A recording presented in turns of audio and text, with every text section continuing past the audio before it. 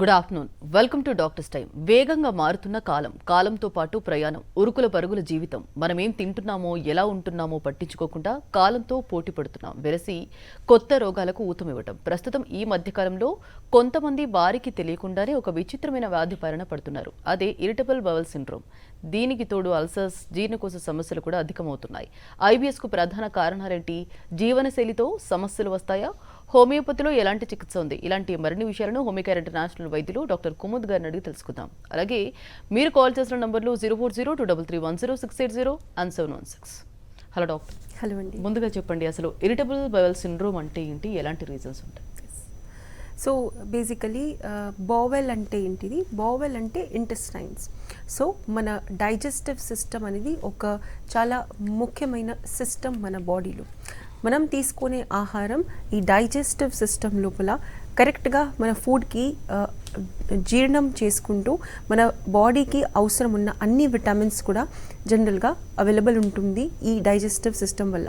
So మేజర్గా మన digestive system అనేది స్టార్ట్ అవుతుంది మన మౌత్తోని. దీని తర్వాత వస్తుంది స్టమక్ ఇంకా మౌత్ మధ్యన ఒక ఫుడ్ పైప్, మన దానికి ఈసోఫేగస్ అనేది అంటూ ఉంటాం. ఇది అనేది కరెక్ట్గా మన ఫుడ్ ఏదైతే మనం తీసుకుంటామో, ఏదైతే ఆహారం తీసుకుంటామో అది కరెక్ట్గా మన స్టమక్లో వెళ్తుంది. సో ఈ స్టమక్లో 3 to 4 hours డైజెషన్ అయిన తర్వాత మన ఫుడ్ అనేది సరిగ్గా వెళ్తుంది అబ్జార్ప్షన్ కోసానికి. దానికి మనం అంటాము ఇంటెస్టైన్స్. మనకు స్మాల్ ఇంటెస్టైన్స్ మరియు లార్జ్ ఇంటెస్టైన్స్, రెండు రకాల ఇంటెస్టైన్స్ అనేది ఉంటాయి. సో 3 to 4 hours ప్రాసెస్ ఏదైతే కడుపులో అంటే స్టమక్లో జరుగుతుంది, ఆ ప్రాసెస్కి మనం కరెక్ట్గా పోస్ట్ మీల్స్ తర్వాత స్టార్ట్ అయ్యే డైజెషన్ ప్రాసెస్ అనేది అంటూ ఉంటాం. కాకపోతే అబ్జార్ప్షన్ అంటే మన కడుపు లోపల, స్టమక్ లోపల ఏదైతే మనం ఫుడ్ తీసుకున్నామో అది డైజెస్ట్ అయిన తర్వాత దాంట్లో ఉన్న విటమిన్స్ అన్ని కరెక్ట్గా మన బాడీలో అబ్జార్బ్ చేయడానికి మన ఈ ఇంటెస్టైన్స్ అనేది పనిచేస్తూ ఉంటాయి. కాకపోతే ఈ ఇంటెస్టైన్స్ అనేది ఒక మూవ్మెంట్తోని వర్క్ అనేది చేస్తుంటుంది. ఈ మూవ్మెంట్కి మనం పెరిస్టాల్టిక్ మూవ్మెంట్ అనేది మన మెడికల్ టర్మ్స్లో అంటూ ఉంటాం. సో ఎప్పటికైతే ఈ మూవ్మెంట్ లోపల ఈ పెరిస్టాల్టిక్ మూవ్మెంట్ అనేది ఏదో ఒక రీజన్ వల్ల ఎక్కువగా అవుతుంది, ఆ ప్రాబ్లమ్స్ క్రియేట్ చేస్తుంది ఇరిటబుల్ బోవెల్ సిండ్రోమ్. మన మెడికల్ టర్మ్స్లో మనం ఇంటెస్టైన్స్కి బోవెల్ అనేది అంటూ ఉంటాం. సో ఇరిటబుల్ బోవెల్ సిండ్రోమ్ అంటే ఏంటిది? మన ఇంటెస్టైన్స్కి ఎప్పటికైతే ఇరిటేషన్ జరుగుతుందో అప్పుడు ఈ మూవ్మెంట్, పెరిస్టాల్టిక్ మూవ్మెంట్ అనేది ఎక్కువగా అవుతుంది. దీనివల్ల ఒక పర్సన్కి ఎవరికైతే ఇరిటబుల్ బోవెల్ సిండ్రోమ్ ఉందో వాళ్ళకి ఎక్కువసార్లు మోషన్ పాస్ చేయడం, స్పెషల్గా భోజనం చేయగానే వెంటనే మోషన్ పాస్ చేయడం, 5 to 6 times లేకపోతే ఇంకెక్కువగా సార్లు కూడా మోషన్ పాస్ చేయడం, ఎక్కువగా లిక్విడ్ స్టూల్స్ అనేది రావడం, అంటే మోషన్ అనేది జనరల్గా చాలా లూజ్ అనేది ఉంటుంది. ఈ ప్రాబ్లమ్కి మనం ఇరిటబుల్ బోవెల్ సిండ్రోమ్ అనేది అంటూ ఉంటాం. సో కరెక్ట్గా చెప్పాలంటే ఎప్పుడైతే మన బోవెల్స్లో, మన ఇంటెస్టైన్స్ లోపల మూవ్మెంట్ అనేది ఏదో ఒక రీజన్ వల్ల ఎక్కువగా అవుతుందో డెఫినెట్గా ఇరిటబుల్ బోవెల్ సిండ్రోమ్స్ అనేది ప్రాబ్లం అనేది క్రియేట్ అవుతుంది. ఓకే అండి, మెయిన్ కంటే ఇది ఐబిఎస్ అనేది ఎక్కువగా ఎవరు చూడొచ్చు, దట్టు రూట్ కాజ్ ఉండే ఛాన్స్ ఉంది? ఎస్. సో జనరల్గా ఈ ఐబిఎస్, ఇరిటబుల్ బోవెల్ సిండ్రోమ్ అనేది ఎవరికి వస్తుంది? మేజర్గా ఈ ఇరిటబుల్ బోవెల్ సిండ్రోమ్కి ఒక 5 to 6 రీజన్స్ అనేది ఉన్నాయి. ఫస్ట్ ఆఫ్ ఆల్, ఎక్కువగా టెన్షన్ పడే మనుషులు, అంటే ఎక్కువగా యాంగ్జైటీ ఉన్న వాళ్ళు ఎవరైతే ఉంటారో వాళ్ళకి ఈ ఇరిటబుల్ బోవెల్ సిండ్రోమ్ అనేది ఫాస్ట్గా వచ్చే ఛాన్సెస్ ఉంటుంది. సెకండ్ వచ్చేసి ఒక మంచి హెల్దీ లైఫ్ స్టైల్ లేకపోవడం, అంటే ఎక్కువగా బయటి ఫుడ్ తీసుకోవడం, ఎక్కువగా స్పైసీ ఫుడ్ తీసుకోవడం, ఇవన్నీ ఎవరైతే చిన్న ఏజ్ నుంచి తీసుకుంటూ ఉంటారో వాళ్ళకి ఇరిటబుల్ బోవెల్ సిండ్రోమ్ వచ్చే ఛాన్సెస్ ఉంటుంది. థర్డ్ వచ్చేసి ఫ్యామిలీలో ఎవరికైనా ఉంటే, మీ పిల్లలకి సపోజ్ మదర్ ఫాదర్లో ఎవరైనా ఒక్కరికి ఉన్నదంటే డెఫినెట్గా ఎవరికో ఒక్క చైల్డ్కి వచ్చే ఛాన్సెస్ అనేది ఉంటుంది. కాకపోతే వాళ్ళ లైఫ్ స్టైల్ బెటర్ ఉంటే ఇది ఛాన్సెస్ కూడా తక్కువగా ఉంటాయి. ఓకే అండి, కాలర్ కూడా లైన్లో ఉన్నారు. రాము అమలాపురం నుంచి మాట్లాడండి, మీ సమస్యను చెప్పండి. హలో సార్ చెప్పండి. మేడం గారు నమస్తే. నమస్తే సార్, చెప్పండి. నాకు నోరంతా పుల్లు వచ్చేస్తాయండి, నోటి పోతగా అంత మాట దేనివల్ల అంటారండి? ఓకే సార్, మీ ఏజ్ ఎంత? ఈ ప్రాబ్లం ఎప్పటి నుంచి ఉంది మీకు? 35 ఉన్నాయండి. ఓకే, ఈ ప్రాబ్లం ఎప్పటి నుంచి ఉంది? నాకు శీతాకాలం ఎక్కువ వస్తుందండి. ఓకే, సో మీరు భోజనం చేయంగానే లేకపోతే మార్నింగ్ లేవంగానే ఎక్కువగా మీకు పుల్లటివి నీళ్ళు నోట్లో వస్తున్నాయా? రాము గారు, మీరు టీవీ వాళ్ళని మ్యూట్ చేయండి. మ్యూట్ చేసి మీ సమస్యను చెప్పండి, లేదంటే కాల్ డిస్కనెక్ట్ అయిపోతుంది. మాట్లాడండి. ఓకే అండి. నోరు శీతాకాలం అయితే ఎక్కువ అవుతుందండి. శీతాకాలం వచ్చిన నోరంతా తెల్ల మచ్చలు కింద వచ్చేసి ఏమీ తినలేకపోతున్నామండి. ఓకే అండి. మంట మీద. ఓకే, మంట ఎక్కువగా ఉంటుందా? కడుపులో ఎక్కువ మంటగా ఉంటుందా? నేను కడుపులో మంట వచ్చి నోరంతా ఏం తినలేకపోతే మధ్య చేసుకునే తినగలుగుతున్నానండి. ఓకే అండి. సో మీకు ఈ ప్రాబ్లం వల్ల మీరు డాక్టర్కి కన్సల్ట్ అయ్యారా, అవ్వలేదా ఇప్పటి వరకు?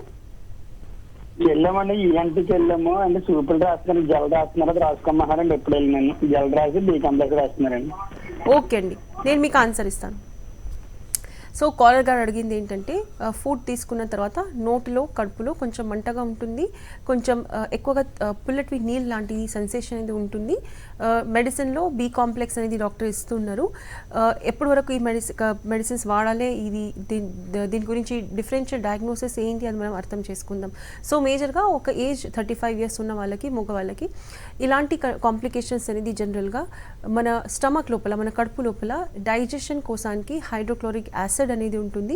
మనం ఆహారం తీసుకున్న తర్వాత ఏదైతే 3 to 5 అవర్స్ ప్రాసెస్ అనేది జరుగుతుంది, మన స్టమక్లో ఏదైతే ఫుడ్ ఉంటుంది 3 hours to 4 hours అనేది ఖచ్చితంగా ఉంటుంది.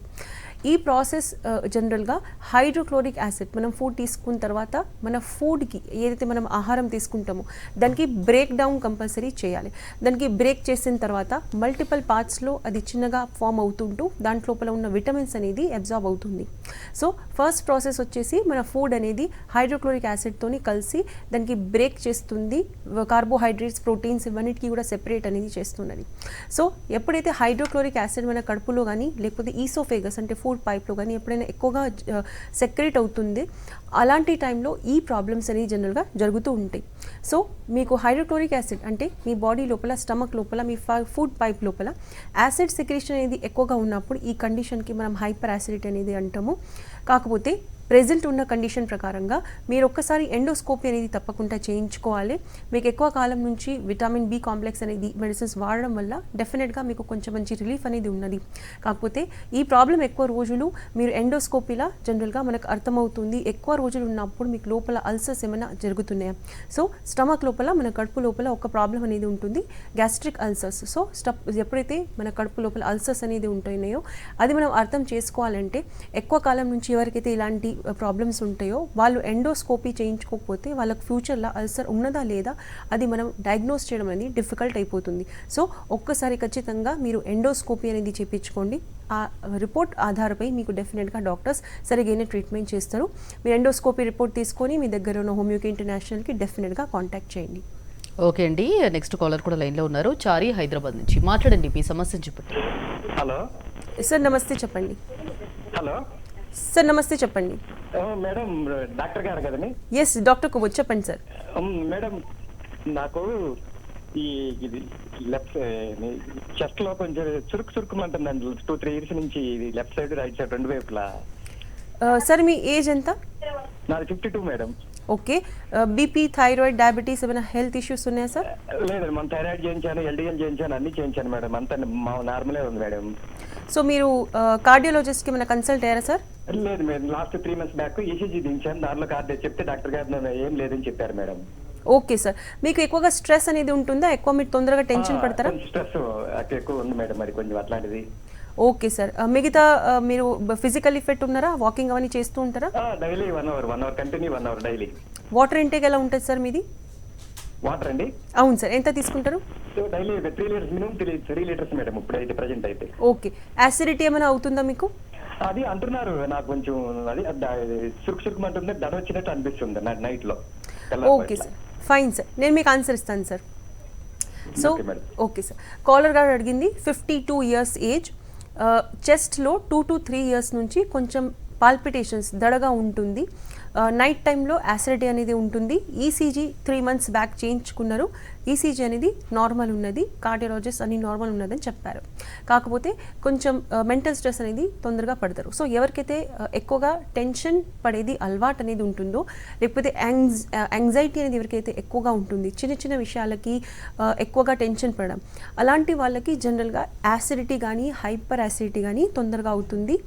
దీంతో పాటు మగవాళ్ళకి 40 ఇయర్స్ తర్వాత ఎవరికైతే యాసిడిటీ ప్రాబ్లం అనేది ఉన్నది, లేకపోతే బీపీ ప్రాబ్లం అనేది ఉన్నది, వాళ్ళకు తప్పకుండా చెస్ట్లో స్పెషల్గా ఎప్పుడైతే యాసిడిటీ ఎక్కువగా ఉంటుందో పెయిన్ అనేది ఉంటుంది. కాకపోతే మీరు ఏదైతే 3 మంత్స్కి ఒకసారి మీ ఈసీజీ కానీ 2D ఈకో ఏదైతే ఉంటుందో 6 మంత్స్ కానీ 3 మంత్స్ కానీ ఒకసారి డెఫినెట్గా చేయించుకుంటూ ఉండండి.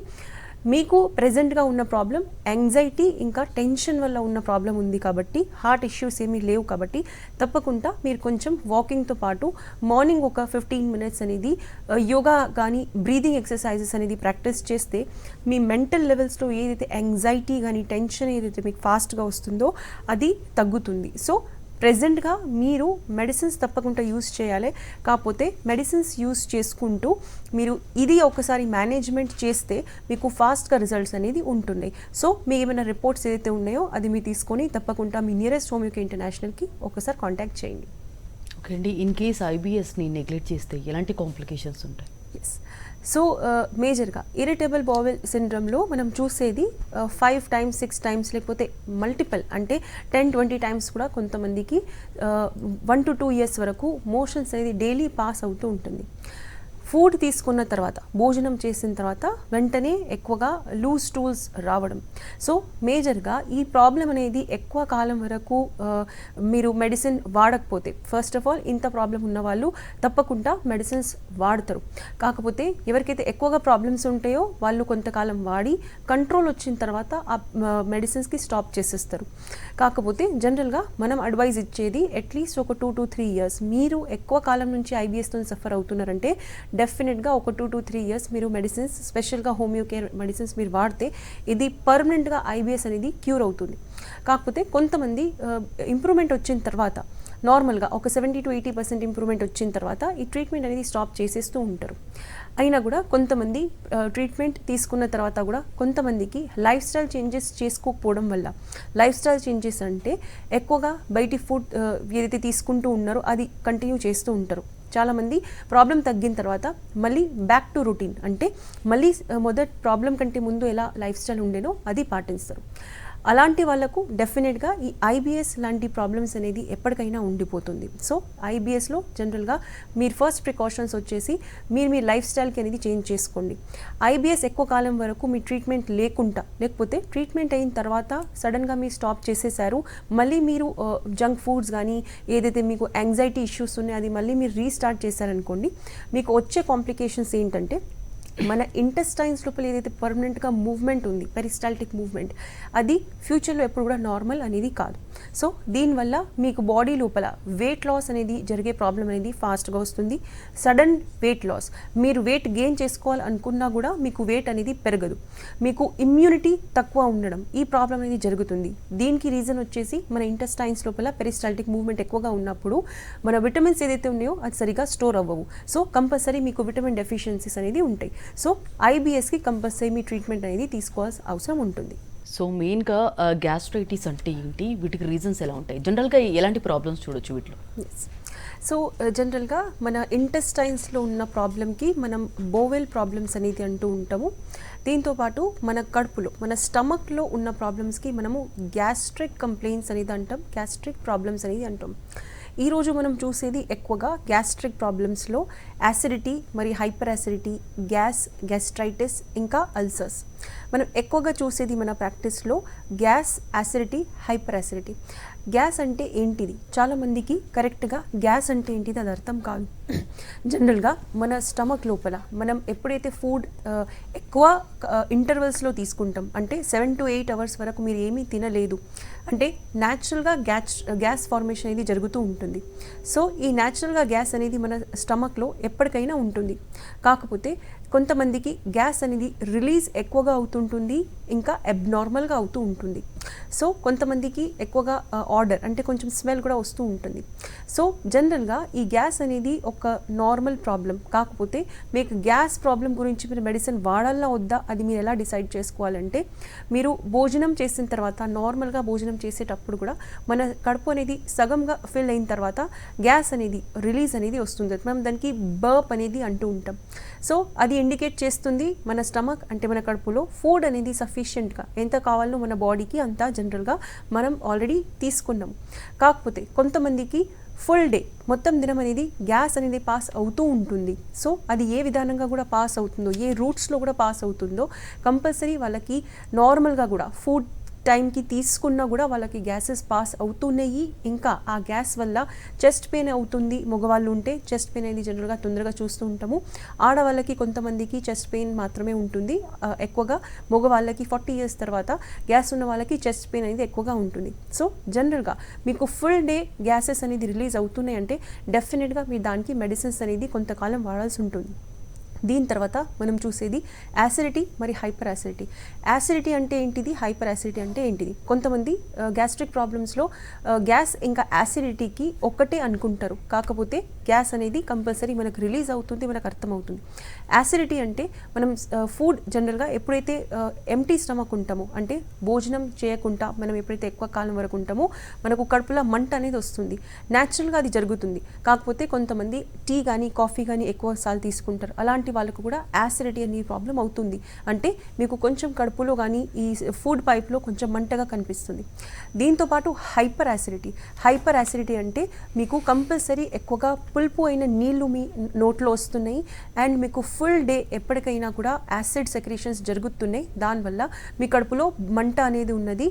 దీనికి మనం హైపర్ యాసిడిటీ అనేది అంటూ ఉంటాం. సో హైపర్ యాసిడిటీకి మీ ఖచ్చితంగా ట్రీట్మెంట్ అనేది తీసుకోవాల్సింది. నార్మల్ యాసిడిటీకి ఓన్లీ అండ్ ఓన్లీ మేనేజ్మెంట్ చేస్తే సరిపోతుంది. కొంతమంది యాసిడిటీ సింపుల్ యాసిడిటీ ఉన్నా కూడా కంపల్సరీ దాని గురించి మెడిసిన్స్ అనేది వాడుతూ ఉంటారు. లాస్ట్ వచ్చేసి మనం చూసేది గ్యాస్ట్రిక్ అల్సర్స్ అంటే మన కడుపు లోపల అల్సర్స్ అనేది జనరల్గా ఫామ్ అయిపోతూ ఉంటాయి. ఈ అల్సర్స్ కూడా ఎవరికి ఎక్కువగా ఫామ్ అవుతుందంటే ఎవరికైతే ఎక్కువగా స్మోకింగ్ కానీ డ్రింకింగ్ కానీ టీ కాఫీ ఎక్కువగా అలవాటు ఉంటుంది, లేకపోతే చాలా ఎక్కువగా ఖాళీ కడుపు ఎంటీ స్టమక్ ఉండే అలవాటు ఎవరికైతే ఉంటుందో వాళ్ళకి అల్సర్స్ వచ్చే ఛాన్సెస్ అనేది ఉంటుంది. ఈ అల్సర్స్ అనేది జనరల్గా హైపర్ యాసిడిటీ ఎక్కువ కాలం వరకు ఉన్న వాళ్ళకి వచ్చే ఛాన్సెస్ అనేది అల్సర్స్ డెఫినెట్గా ఉంటుంది. ఓకే అండి, నెక్స్ట్ కాలర్ కూడా లైన్లో ఉన్నారు. జ్యోతి హైదరాబాద్ నుంచి మాట్లాడండి, మీ సమస్య చెప్పండి.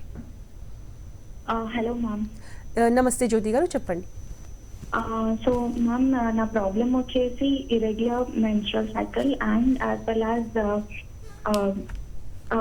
My stools are like semi solid and semi liquid, and number of times in a day it happens. So periods are irregular. Okay, me age ఎంత? మీకు ఈ నంబర్ ఆఫ్ స్టూల్స్ డైలీ ఏదైతే ఉంటుందో అది ఎంత టైం నుంచి అవుతుంది మీకు? So ma'am, my age is 28 and నాకు ముందు నుంచే కాన్స్టిపేషన్ ఇష్యూస్ ఉండేది. బట్ ఈ నంబర్ ఆఫ్ స్టూల్స్ డే అనేది it is from quite long. Okay, so మీ దీనికి మెడిసిన్స్ ఒక 2-3 years నుంచి more or maybe whenever irregular periods అవుతుందో that time I have this issues and my stools are nowadays little bit there is no proper shape to it, అలా ఉంది, mushy and all that. Okay, fine. So దీని గురించి మీ డాక్టర్కి consult అయ్యారా? Medicines ఏమైనా వాడుతున్నారా? మ్యామ్, మెడిసిన్స్ అంటే like I'm already using homeopathy medicines, but నాకు అంత రిజల్ట్స్ రావట్లేదు. So that's why I called. ఎందుకు ఇట్లా మోషన్ అనేది number of times a day వస్తుంది, సమ్ టైమ్స్ తిన్న వెంటనే వస్తుంది, సమ్ టైమ్స్ రాదు. సో ఓకే, ఫైన్, నేను మీకు ఆన్సర్ ఇస్తాను. సో కాలర్ గారు అడిగింది ఏజ్ వచ్చేసి 28 years, ఒక 2 to 3 years నుంచి మోషన్ ప్రాబ్లం అనేది జనరల్గా జరుగుతుంది. అంటే మోషన్ అనేది ఎక్కువగా సార్లు వెళ్తున్నారు, ఫుడ్ తీసుకున్న తర్వాత కూడా వెళ్తున్నారు.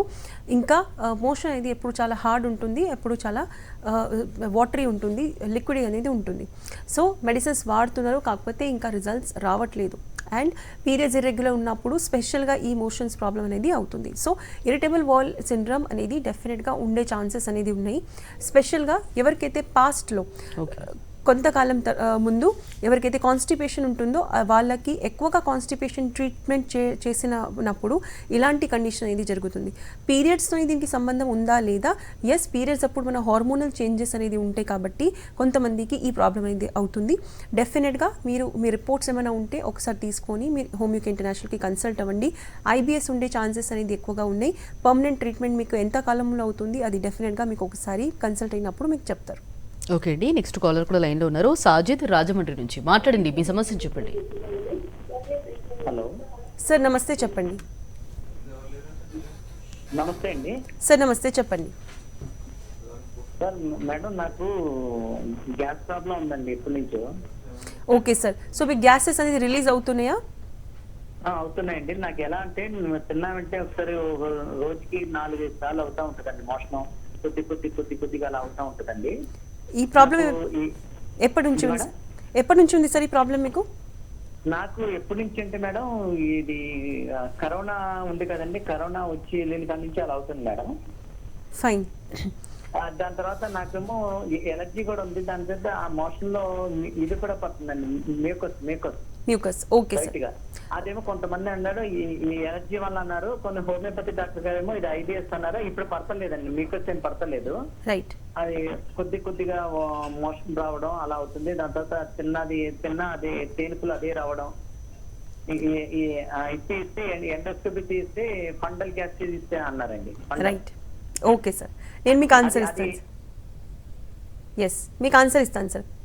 సో కాలర్ అడిగింది ఫండల్ గ్యాస్ట్రైటిస్ అనేది ఉన్నది అంటే మన స్టమక్లో ఉన్న ఏదైతే పౌచ్ లాంటి స్ట్రక్చర్ ఏదైతే ఉంటుంది మన కడుపుకి, దానికి మనం ఫండస్ అనేది అంటూ ఉంటాము. సో ఆ పోర్షన్లో, ఆ భాగంలో గ్యాస్ట్రైటిస్ అంటే మన కడుపులో ఉన్న హైడ్రోక్లోరిక్ యాసిడ్ అనేది ఎక్కువగా రిలీజ్ అవుతుంది. జనరల్గా దానికి రీజన్స్ వచ్చేసి ఎక్కువగా టెన్షన్ ఉండడం, లేకపోతే ఎక్కువగా స్పైసీ ఫుడ్, మసాలా ఫుడ్ తీసుకోవడం. మనం గ్యాస్ట్రైటిస్ అంటే మన కడుపు లోపల ఒక ప్లేస్లో వాపు ఉండడం. సో మీకు ఫండస్ అని మన కడుపులో ఒక పార్ట్ ఉన్నది, ఆ పార్ట్ లోపల మీకు ఎక్కువగా వాపు ఉన్నది, దానికి మనం ఫండల్ గ్యాస్ట్రైటిస్ అనేది అంటూ ఉంటాం. దీంతో పాటు మీకు ఐబిఎస్ కూడా కొంచెం కంబైన్ అనేది అయ్యింది. సో దీనికి మీ ట్రీట్మెంట్ అనేది డెఫినెట్గా కంటిన్యూస్గా వాడండి. దీంతో మీరు ఫుడ్ మేనేజ్మెంట్ అనేది కంపల్సరీ చేస్తూ ఉండాలి. ఎవరికైతే గ్యాస్ట్రైటిస్ ప్రాబ్లం అనేది ఉన్నది వాళ్ళకు ఎక్కువగా పులుపు అనేది పదార్థాలు తీసుకోవద్దు. దీంతో పాటు మీరు హెవీ ప్రోటీన్స్ అనేది కొంచెం తగ్గించుకోవాలి. మీ డైజెషన్కి నార్మల్ చేయడానికి మీరు ఫుడ్ అనేది బ్యాలెన్స్లో తీసుకుంటే డెఫినెట్గా ఇవి 2 ప్రాబ్లమ్స్ కూడా సాల్వ్ అవుతాయి. అట్లీస్ట్ ఒక 2 to 3 years మీరు కంటిన్యూస్గా హోమియో మెడిసిన్స్ వాడితే మీకు ఈ ప్రాబ్లం 2 కూడా రివర్స్ అయ్యే ఛాన్సెస్ అనేది ఉంటుంది. ఓకే అండి, నెక్స్ట్ కాలర్ కూడా లైన్లో ఉన్నారు. కడప నుంచి శేఖర్, మాట్లాడండి, మీ సమస్యను చెప్పండి. ఓకే సార్, ఎప్పటి నుంచి ఉంది? మెడిసిన్స్ వాడుతున్నారా సార్? డాక్టర్ గారు తెలుసుకునేది అప్పుడు వారం చేస్తాను మేడం. ఓకే సార్, గ్యాస్ మాత్రమే ఉంటుందా లేకపోతే వేరే ప్రాబ్లమ్స్ వస్తుంది? కడుపు ఎగట పిల్లలు ఉండడము చేయడము ఉంటుంది మేడం. మోషన్స్ కూడా 17 ఉదయం పూట 2-3 తూర్లు మోషన్ చెప్పదు. సార్ మీరు ఎక్కువగా పులుపు కానీ ఎక్కువగా నాన్ వెజ్ కానీ ఏమైనా తింటారా? పులుపు మేడం, మామూలుగా మసాలా తింటాము. Okay sir, fine. సరే అండి, నేను మీకు ఆన్సర్ ఇస్తాను. సో కాలర్ గారు అడిగింది gas acidity problem, bloating problem అనేది ఎక్కువగా ఉన్నది, చాలా కాలం నుంచి ఉంది. మెడిసిన్స్ అనేది అప్పుడప్పుడు తీసుకుంటుంటారు ప్రాబ్లం అయినప్పుడు. సో జనరల్గా నేను చెప్పినట్లు గ్యాస్ కానీ యాసిడిటీ కానీ ఎప్పటికైనా కూడా మనం ఎక్కువగా ప్రాపర్గా ఒక టైంకి ఫుడ్ తీసుకోకపోయినప్పుడు, ఎక్కువగా టీ కాఫీ కానీ డ్రింకింగ్ స్మోకింగ్ కానీ, ఎక్కువగా పులుపు తీసుకోవడం, ఎక్కువగా మసాలా ఫుడ్ తీసుకోనప్పుడు డెఫినెట్గా యాసిడిటీ అనేది ఇంక్రీజ్ అవుతుంది. గ్యాస్ అనేది టైంకి ఫుడ్ తీసుకోకపోయినప్పుడు కంపల్సరీ అవుతుంది. సో ఇలాంటి వాళ్ళు 2 to 3 అవర్స్కి ఒకసారి ఒక చిన్న మీల్ అనేది తీసుకోవాలి, ఒక చిన్న ఫుడ్ మీరు డెఫినెట్గా తీసుకోవాలి. పులుపు అనేది తగ్గించుకొని, మసాలా అనేది తగ్గించుకుంటే డెఫినెట్గా మీ యాసిడిటీ ప్రాబ్లం అనేది క్లియర్ అయిపోతుంది. గ్యాస్ కోసానికి మీరు టైంకి ఫుడ్ తీసుకోండి. అట్లీస్ట్ ఒక 5 to 6 times చిన్నగా మీరు ఫుడ్ అనేది తీసుకుంటే మీకు ఈ ప్రాబ్లం అనేది సాల్వ్ అయిపోతుంది. ఓకే అండి, ఐబిఎస్ గురించి, గ్యాస్ట్రైటిస్ గురించి చాలా డీటెయిల్గా ఎక్స్ప్లెయిన్ చేశారండి. Thank you.